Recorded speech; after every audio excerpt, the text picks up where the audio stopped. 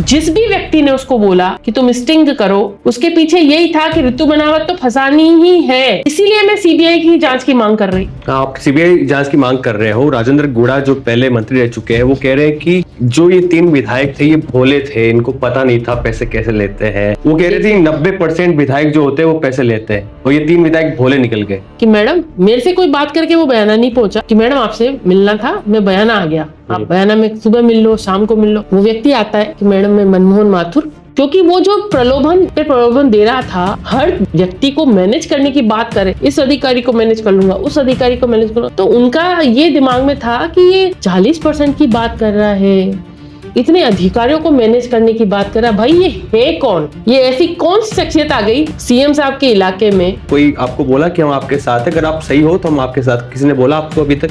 ये सब चुप है, वो एक गेम है, बहुत बड़ा गेम है। 14 तारीख को दैनिक भास्कर अखबार में जो मुख्य जो पृष्ठ होता है, पहला पृष्ठ होता है, उस पर एक खबर आती है। उसमें 3 विधायकों के बारे में बताया जाता है। रेवंत राम डांगा एक हिंडौन से विधायक है, और एक है रितु बनावत। रितु बनावत को लेकर भी कई दावे किए जाते, कमीशन लेने की बात कही जाती है। हमारे साथ रितु बनावत जी है, जो कि विधायक है बयाना से। इनसे जानते हैं क्या कुछ बात हुई थी, क्योंकि लगातार ये एक मामला बढ़ता जा रहा है, तो इनसे बात करते हैं। मैम, कहाँ से ये शुरुआत हुई बात उनसे जो आपसे आए थे मिलने? देखिए, मेरे पास करीबन 5-6 महीने से, क्योंकि एक्चुअली मैं इसलिए भी कंफर्म डेट उनको नहीं बता पा रही, क्योंकि उस व्यक्ति में ही मुझे कोई इंटरेस्ट नहीं था जो मेरे पास आया। वो लगातार संपर्क कर रहा था। प्रदेश से कई लोग आते हैं, चाहे जोधपुर हो, जयपुर हो, उदयपुर हो, क्योंकि मैं उदयपुर की बेटी भी हूँ, और सामाजिक तौर पर क्योंकि राजनीतिक फील्ड में हूँ, तो सबको, हर जनता के मन में होता है कि भाई हम विधायक से मिले। तो वो मुझसे करीबन 4-5 महीने, क्योंकि डेट नहीं बता पाऊंगी, संपर्क कर रहा था कि मैं कोई मनमोहन माथुर हूँ और आपसे मिलना चाहता हूँ। मैंने कहा कई बार होते हैं, जैसे लोगों के जानने वाले होते हैं, तो कोई होगा मिलना चाहता है, पर अपनी व्यस्तताओं के चलते मैं कभी उससे मिल नहीं पाई। लगातार वो फोन करता रहा, मैडम जयपुर आए तो आप बताइए का, पर मैंने ना उसका फोन कोई मोबाइल में ऐड भी नहीं किया कि भाई मुझे उससे कोई मिलना ही है, तो मैंने कभी उसको फोन नहीं किया। पिछले 4-5 दिन में करीबन 9 तारीख को उसका फोन आया कि मैडम आपसे मिलना है। मैंने कहा ठीक है, बात करेंगे, 10 को मिलेंगे, चलो। मैं उससे कहना भूल गई कि 10 को मुझे तो कार्यक्रम में जाना है। 10 तारीख को मैं सुबह प्रवासी राजस्थानियों के कार्यक्रम में चली गई, वहां से लौट के आई, और 10 तारीख को चूंकि मेरी बेटी का जन्मदिन होता है, तो वो जयपुर आवास पे 10 तारीख को सुबह भी आया, शाम को भी आया। तो मैंने उसको मना कर दिया कि मेरे को अभी, मतलब उससे बात ही नहीं हुई, कहलवा दिया कि भाई नहीं मैं मिल पा रही हूँ उससे। उसने या तो घर पे पूछा होगा कि मम्मी कब तक यहाँ आए, तो बच्चों ने बता दिया उनको कि मम्मी तो सुबह चली जाएगी और रात को लेट तक आएंगी। सेम ऐसा ही हुआ। सुबह हाई कोर्ट में वोट डालने के बाद में मैं बयाना गई, क्योंकि बयाना 11 तारीख की शादियां बहुत थी मेरे पास, तो विवाह समारोह में सम्मिलित होने के कारण से मेरी व्यस्तता थी। तो उसका वापस फोन आया 11 तारीख को कि मैडम, मेरे से कोई बात करके वो बयाना नहीं पहुंचा कि मैडम आपसे मिलना था, मैं बयाना आ गया, आप बयाना में सुबह मिल लो, शाम को मिल लो। आपने समय नहीं दिया था? मैंने उसको समय नहीं दिया। मैंने कहा नहीं हो पाएगा, आज व्यस्तता ज्यादा है, तो मैं कल मिल लूँ। दिन का कल भी आप बात कर लेना। अब कल अगले दिन भी ये हुआ कि 12 तारीख को मैं किसी और मेरे पारिवारिक कार्यक्रम में व्यस्त थी, कोई पूजा थी, तो मैं 6:30 बजे बयाना से निकलकर कहीं और चली गई थी, खेड़ी जो जगह है वहां पे चली गई थी। जब मैं लौट के आती हूँ वहां से, तो मैं सुबह की चाय भी वहीं पी रही थी। वो व्यक्ति आता है कि मैडम मैं मनमोहन माथुर। उनका अच्छा ठीक है बैठिए, क्योंकि जैसा आमतौर पर राजनेताओं के घर पे सब लोगों का आना जाना रहता है, तो मैंने उसको बैठने के लिए जगह दी कि मैं 3 पीढ़ियों से मैडम खादी का काम करता हूँ और मैं काम लेने आया हूँ कि आप मुझे काम दीजिए। मैंने उसको कहा, मैंने कहा देखो आप मेरे से फोन पे बात करते तो मैं आपको बता देती कि मेरे पास बजट नहीं है, मैं आपको इस तरह का काम नहीं दे पाऊंगी। फिर वो मेरे से 2-3 के और लोगों ने भी दिया, आप अगले साल का अभी से दे दीजिए। मैंने कहा नहीं, मैं नहीं दे पाऊंगी, और अगले साल सोचेंगे, अभी बजट नहीं है। फिर जब वो 2-3 बार उसने लगातार कहा मैं 3 पीढ़ियों से कर रहा हूँ मैडम, और आप अगले बार का दे दीजिए तो मैं आराम से सीईओ साहब से मैं बात कर लूंगा, जिला परिषद में मैं बात कर लूंगा और मैं करवा लूंगा।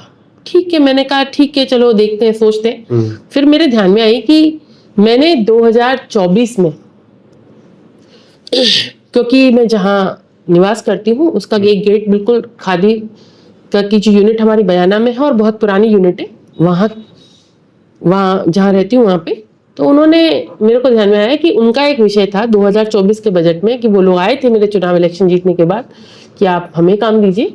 तो मैंने जिला परिषद में बात करी, मैंने कभी भी इनकार भी नहीं किया, उसके बाद भी मैंने काम दिया क्योंकि वो विधायक निधि की उसमें है गाइडलाइन में, तो मैंने काम दिया, 20 लाख का काम दिया, अपनी लोकल फर्म को दिया कि स्कूलों में दरी पट्टी सप्लाई के लिए।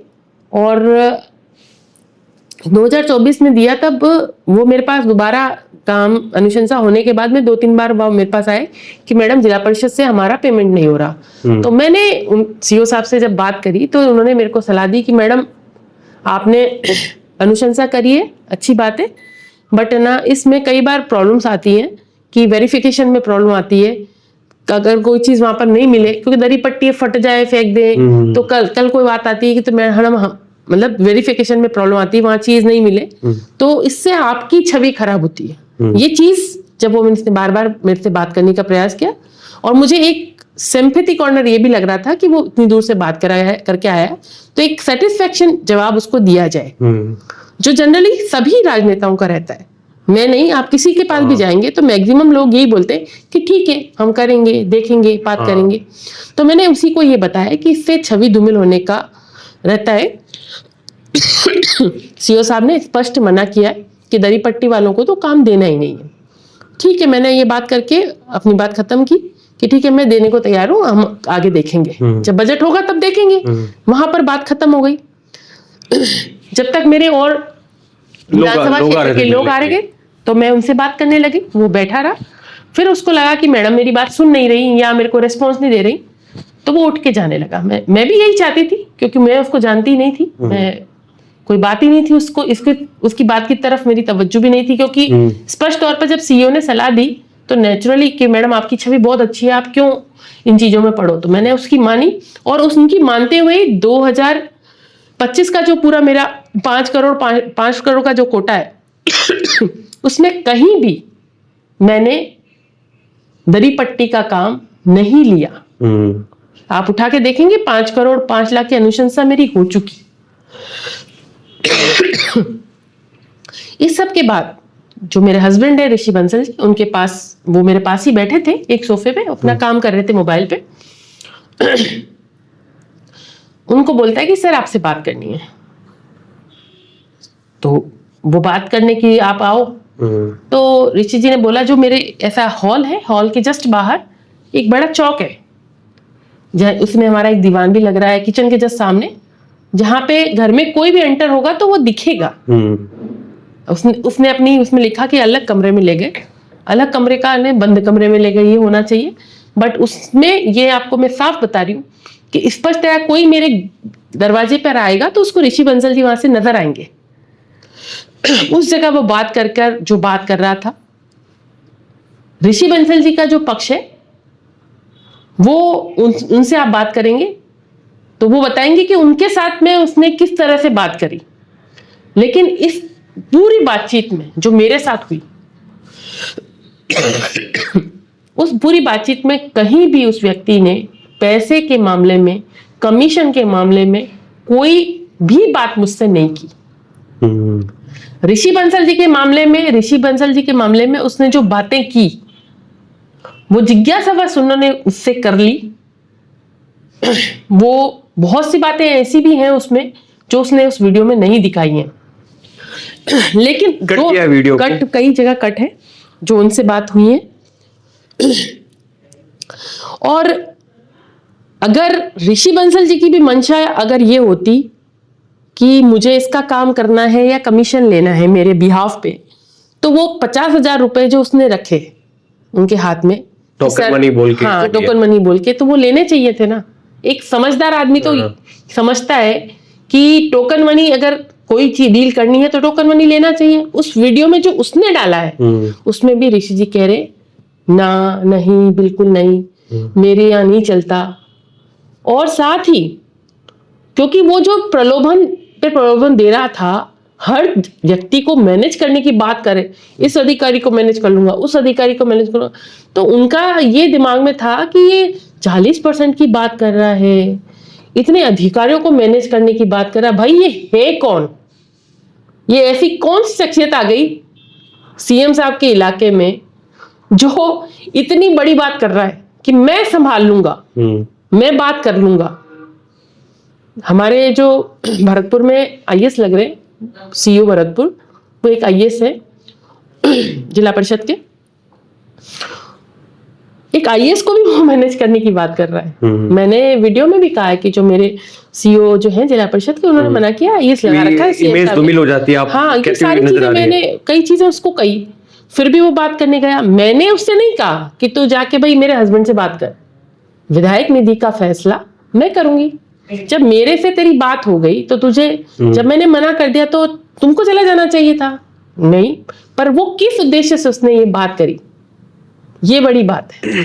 जो वो बन के आए थे वो खुद उनको ले गए साइड में, या वो खुद ले गए? वो भी वीडियो में दिख रहा है कि सर आपसे बात करनी है। मैंने तो नहीं बोला उसको। अगर उस व्यक्ति की बात में मेरा बिल्कुल भी इंटरेस्ट होता तो मैं कहती कि चलो चलो आप ना इनसे बात कर लीजिए या उनसे बात कर लीजिए, मैं बोलती ना, बट मैंने नहीं बोला। इस सब के बाद भी पेपर में जो खबर छपी वो सारी के सारी ऋतु बनावत को बदनाम करने के लिए छपी। जब मुझसे कोई बात नहीं हुई तो तुमने कैसे कह दिया कि ऋतु बनावत ने डील की? आप खुद ही अंश भी छाप रहे हो, लेकिन वो किसी ने नहीं देखा, वीडियो किसी ने नहीं देखा, सिर्फ लाइन पढ़ी और ऋतु बनावत को कटघरे में लाके खड़ा कर दिया।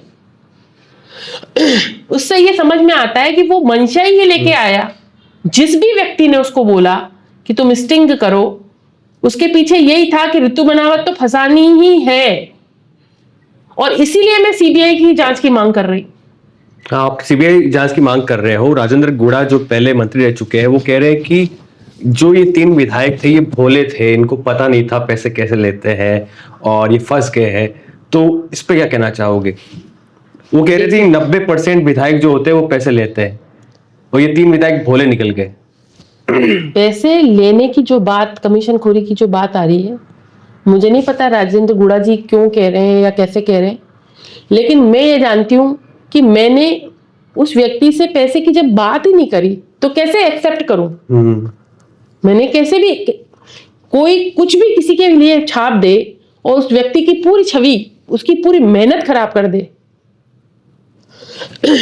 राजस्थान विधानसभा में 200 विधायक हैं, 8 निर्दलीय हैं। उसके पास टास्क था कि निर्दलीय को, और निर्दलीय में भी ऋतु बनावत को वो भी इंटरव्यू दे रहे हैं। वो कह रहे हैं कि मैं किसी एक पार्टी का विधायक के खिलाफ कोई ऐसा स्टिंग ऑपरेशन करता तो कहते कि एक पार्टी के खिलाफ है, तो मैंने बीजेपी, कांग्रेस और एक निर्दलीय को चुना और इसलिए मैंने किया। जब वो मेरे पास आए थे, एक फाइल थी उनके हाथ में, उन्होंने बोला कि मैडम मैं आपको दिखा सकता हूँ, बहुत सारे विधायकों के साथ मैं काम कर रहा हूँ। होता है ऐसा कोई नहीं है कि काम नहीं कर रहे भाई, काम हो सकता है कर रहा हो।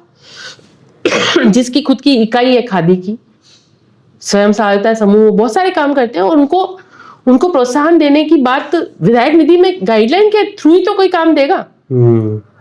विधायक निधि में जो काम होते हैं, ऐसा नहीं है कि कुछ भी विधायक लिख दे और वो सारे काम हो जाए। उनकी भी तो कहीं ना कहीं प्रशासन इंप्लीमेंट करवाता है चीजों को। हाँ, वो गाइडलाइन होती है, इंप्लीमेंट कराता है। मैं लिख दूं कि किसी जगह पर, मानो मैंने लिख दिया कि यहाँ पर सामुदायिक आर्कियोलॉजी की किसी जगह पर अगर सामुदायिक केंद्र की लिख दिया, तो क्या मेरे को प्रशासन बनाने की स्वीकृति दे देगा? नहीं देगा ना। तो बहुत सारी चीजें जांची जाती है, प्रशासन इंप्लीमेंट कराता है। ऋतु बनावत थोड़ी जाके हर चीज का इंप्लीमेंट कराती है, प्रशासन इंप्लीमेंट कराता है, वेरिफिकेशन करता है कि काम हुआ नहीं हुआ। एक हैंडपंप भी लगता है तो उसका जियो टैग जाता है। तो ये सब चीजें कर उनके पास टास्क था। 100% मैं कह रही हूँ उसके पास टास्क था। ऐसा क्यों? मैं कह रही हूँ ना, क्योंकि इसलिए कह रही हूँ कि यहां तक आने में मेरी जिंदगी के बहुत महत्वपूर्ण साल लगे। 40,700 का मतों का अंतर और मेरी उम्र आगे की भविष्य की राजनीति में बहुत कुछ तय कर सकती है। किसी को राजनीतिक तौर पे मारना हो तो इस तरह के एलिगेशन लगा दो तो उसकी राजनीतिक हत्या तो वहीं हो जाती है। आज राजस्थान की जनता में उसने एक छवि बनाई कि रितु बनावत करप्ट। किसी ने मेरा नहीं सुना, मैं तो अब लगातार बोल रही हूं। ये भी एक दूसरे वो है दिन कि भी छाप मैम दी। आप तो बोल रही हो, लेकिन जो अनीता जाटव है, रेवंत डांगा है, वो खुलकर मीडिया के सामने नहीं आ रहे हैं, आप मुखर हो रही हो। बाकी वो जो 2 विधायक है वो इतने मुखर नहीं हो रहे हैं। देखिए, मैं राजनीति में आई, शुचिता राजनीति में बनी रहे, ईमानदारी मेरी बनी रहे, सब लोगों में एक मैसेज ये हो कि कैसे राजनेता काम करके दिखाता है और लोगों को दिख भी रहा है, धरातल पर विकास दिख भी रहा है। 100% सारे काम हो ये कोई भी विधायक नहीं कर सकता, बट मैक्सिमम काम जो हमारे क्षेत्र की बुनियादी जड़ थी उनको करने का काम मैंने किया है। लगातार हमारे क्षेत्र से जो भी लोगों की होती है कि भाई ये बात आप उठाओ, मैं उनको उठाती हूँ। आप विधानसभा में देखेंगे, सवालों से लेकर बोलने से लेकर हर बात को उठाने वाले विधायक मेरी रुब्बास की जनता ने मुझे चुन के भेजा, उनके दायित्वों का निर्वहन मैं उस हिसाब से कर रही हूँ। आपका क्या स्टैंड है भास्कर के खिलाफ? देखिए, भास्कर के खिलाफ तो मैंने वकील के थ्रू उनको नोटिस में दे चुकी हूँ, पीसीआई को ईमेल कर चुकी हूँ, एसीबी में मैंने रिपोर्ट नोट करा दी है और अभी सदाचार कमेटी की मीटिंग हुई, उसमें भी मैंने क्योंकि उसके पूरे वीडियो में कोई भी सबूत मेरे खिलाफ नहीं है, लेकिन मैं कहना चाहती हूं कि अगर भास्कर या वो अवधेश आकोलिया जो पत्रकार है वो अगर सच्चा है तो प्रूव कर दे कि रितु बनावत ने तुमसे रिश्वत मांगी, ली, अभिशंसा का कोई लेटर दिया, वो दूसरे दिन छाप रहा है, तो मुझे इससे ज्यादा सबूत की क्या जरूरत है? ये आपके पास जब आए थे उसके दूसरे दिन ही ये खबर आ गई थी? 12 तारीख को वो व्यक्ति मेरे पास आया, 14 तारीख 12 दिसंबर को। ठीक है। मैं पहली बार उस व्यक्ति से 12 दिसंबर को मिली और यदा कदा कहीं मिल गई तो मेरे को ऐसे ध्यान नहीं, पर मुझे अच्छे से ये याद है कि वो 12 तारीख को ही मेरे पास आया। ठीक है।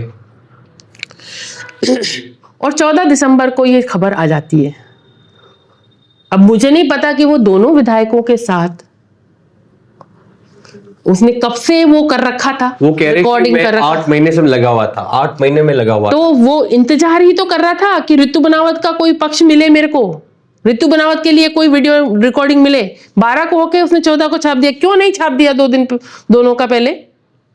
क्यों नहीं दिखा दिया जनता को? और अगर सच्चा है तो जैसे रितु बनावत सीबीआई की मांग कर रही है, भास्कर करो ना सीबीआई की मांग। आपकी क्या है ऐसे दैनिक भास्कर से रितु बनावट की दुश्मनी है या फिर रंजिश से क्या है? इस खेल के पीछे बहुत बड़ा, जो मुझे समझ आ रहा है, बहुत बड़ा ब्लैकमेलिंग का खेल है। मेरे विधानसभा क्षेत्र में भी सब लोग जानते हैं और राजस्थान की राजनीति में जिन लोगों को ज्यादा सूझबूझ है वो सब जानते हैं कि रितु बनावत से अगर ब्लैकमेलिंग की जाती या कुछ ऐसा कहा जाता तो वो करने में सक्षम ही नहीं है। और जिसको टास्क ही दिया गया हो कि ये तो तुम्हें करना ही है, चाहे बात हो चाहे नहीं हो, भाई खुद ने क्यों छापी? खुद 14 तारीख की खबर आप अच्छे से पढ़ेंगे और 15 तारीख की खबर पढ़ेंगे, खुद छाप दिया ना। फिर बाद में तो वो स्कैनर और दे रहे कि स्कैन करो और पूरा पति की वो पढ़ो। हाँ। पति की जो वीडियो है उसमें साफ साफ नजर आ रहा है कि वो पैसे दे रहा है, नहीं ले रहे। सिर्फ ये कह देने से कि हाँ चलो हम देखेंगे, आप बात कर लो, करेंगे, तो क्या ये प्रूव होता है कि उन्होंने प्रकरण कर लिया? ये नहीं होता ना। तो आप सीबीआई की जांच से आप क्यों डर रहे हो भाई? आप क्यों नहीं लिख रहे? अगर आप ईमानदार पत्रकार हो तो आप ये क्यों नहीं लिख रहे कि रितु बनावत ने सीबीआई की मांग करी और दैनिक भास्कर भी सीबीआई की मांग करता है? लिख दो आप पेपर में। आपको कुछ विपक्ष में कांग्रेस से कुछ नेताओं से बात हुई कि हम आपके साथ हैं? कोई भी विधायक या कोई आपको बोला कि हम आपके साथ है, अगर आप सही हो तो हम आपके साथ, किसी ने बोला आपको अभी तक? अभी तक मैंने किसी भी विधायक से बात नहीं करी। मुख्यमंत्री जी से या मुख्यमंत्री जी फिर- से भी मैंने इसलिए नहीं बात करी क्योंकि मैं सही हूं, तो मैं क्यों किसी का फेवर, एक्स्ट्रा फेवर चाहूं? अगर मैं गलत हूं तो मैं तो पहले दिन से कह रही हूं कि मैं दोषी हूं, मेरे खिलाफ कार्रवाई हो, लेकिन कोई और दोषी है। कानून की जो अवधारणा है उसमें भी कहा गया कि 100 अपराधी छूट जाएं पर एक निर्दोष को सजा नहीं होनी चाहिए। तो मैं पूरी ईमानदारी के साथ ये कह रही हूं, अपने दिल पर हाथ रखते हुए कह रही हूं कि मैं निर्दोष हूं, मुझे जानबूझकर फंसाया गया है इस सब में, मेरी इमेज को डैमेज करने के लिए ये सब किया गया है। और मैं दैनिक भास्कर से, आपके चैनल के माध्यम से ये कहना चाहती हूँ, अवधेश आकोलिया से ये कहना चाहती हूँ कि आप भी सीबीआई की मांग कर लो। मेरे क्षेत्र की जनता कर रही है, उसको भी आप नहीं दिखा रहे हो। आपके जो वहां पे पोस्टर वोस्टर लगा रहे हैं कमीशन को लेकर, जो विरोधी है, जो विपक्ष में है, जो भी है, देखिए, आप देखिए, प्रतिद्वंदी है, मतलब आप देखिए कि मैनिपुलेट करने का कितना लोगों का मन है। एक पोस्टर रुकबास में लगा, सुबह पता नहीं अज्ञात जिन्होंने भी लगाया, वो लगाया और हटा दिया, ठीक है। उस पोस्टर के विरोध में लोगों ने थाने पर जाकर एफआईआर करी, प्रदर्शन किया, लोगों ने सीबीआई की जांच की मांग की, हजारों लोगों ने रैली निकालकर। उसको नहीं दिखाया, मीडिया की बात देखिए, उसको तो दिखा रहे कि इसका पोस्टर लग गया, पर आप मेरी बात नहीं लिख रहे। चलो नहीं लिख रहे, उस जनता की बात तो लिखिए। अगर आप ईमानदार हैं, उस जनता की बात क्यों नहीं छाप रहे कि जनता ने मांग करी कि हमारी विधायक ईमानदार है, हमें विश्वास है, फिर भी आप सीबीआई की जांच कराओ। अगर आप ईमानदार है तो लिखो ना, उनका पक्ष लिखो, वो भी वो आप नहीं कर रहे हो। तो इससे साफ झलकता है कि ये सब जो है वो एक गेम है, बहुत बड़ा गेम है, वो जनता के सामने आना चाहिए। कोई इसमें ऊपर कोई नेता वेता भी है? ये मैं कैसे कह सकती हूँ, यही तो चाहती हूँ, इसीलिए तो जांच चाहती हूँ कि ये जांच हो तभी तो सामने आएगा। सीबीआई की जांच हो जाएगी तो उनको पता चल जाएगा, और हम दोषी हैं, हमें भी पता चल जाएगा अगर हम दोषी हैं तो। लेकिन अगर हम दोषी नहीं है, आप जबरदस्ती लांछन लगा रहे हो, आपने मतलब ये कहूं कि मेरी हत्या करने की कोशिश करी है। अपनी इमेज से ज्यादा राजनीति में कुछ भी नहीं होता। हाँ, नेता को अपनी इमेज सबसे प्यारी होती है। पहली बार जब मैं विधायक बनकर विधानसभा पहुंची और उससे लेकर अब तक, जब तक ये चीज नहीं हुई, मेरी विधानसभा क्षेत्र की जनता ही नहीं, पूरे भरतपुर जिले की जनता ही नहीं, पूरे राजस्थान की जनता ये कहती थी कि ये विधायक बोलती है, अपने जनता के हितों की आवाज उठाती है। लेकिन आज आपने मेरी इमेज को डैमेज कर दिया पूरी तरह। तो इसकी खिलाफ कार्रवाई कौन करेगा? मैं तो, जो मेरे को जो चीजें समझ में आ रही हैं, जो मैं कर सकती हूं, मैं वो कर रही हूं, क्योंकि मैं निर्दोष हूं, मैंने कुछ गलत नहीं किया। फर्स्ट डे से, डे 1 से मैं ये कह रही हूं। आप भरतपुर से बिलोंग करती है, आप भरतपुर जिले में विधानसभा है बयाना, वहीं से मुख्यमंत्री ताल्लुक रखते हैं भजन लाल शर्मा। उनसे बात करने की कोशिश नहीं की आपने कि आप हमारे गृह जिले से आते हैं और हमारे साथ, मेरे साथ ऐसा हुआ है, तो कुछ बात या? देखिए, मैं मुख्यमंत्री जी का इसलिए भी धन्यवाद दूंगी कि उन्होंने जब ये खबर छपी, खबर छपने के बाद में, वैसे तो मैंने ही पहले कह दिया कि मेरी विधायक निधि की जांच हो, लेकिन उन्होंने तुरंत फ्रीज कर दिए। फ्रीज कर दी। फ्रीज करना अलग चीज है, उन्होंने फ्रीज करने से तो ये हुआ कि मैं आरोपी हूं, लेकिन जो एसआईटी उन्होंने गठित कर दी, उच्च स्तरीय समिति जो गठित कर दी, उसके लिए मैं उनका धन्यवाद दूंगी कि वो भी चाहते हैं कि हमारे जो विधायक हैं उनकी जो छवि, खबर कहीं ना कहीं जो खबर चलाई है भास्कर ने, वो छवि में जो गलत है वो गलत है, जो सही है वो सही है, वो जनता को पता चले। उन्होंने करा, ये बहुत, मैं उनको भी धन्यवाद दूंगी। लेकिन मैं फिर भी चाहती हूँ,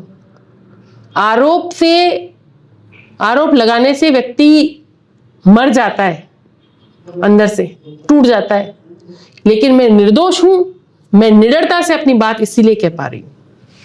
तो ये हमारे साथ थी रितु बनावत, जो कि बयाना से विधायक है, पहली बार विधायक चुन के आई है और अपनी बात इन्होंने, अपना जो पक्ष है वो रखा है। अब जांच होगी तो सामने आएगा, दूध का दूध पानी का पानी हो जाएगा।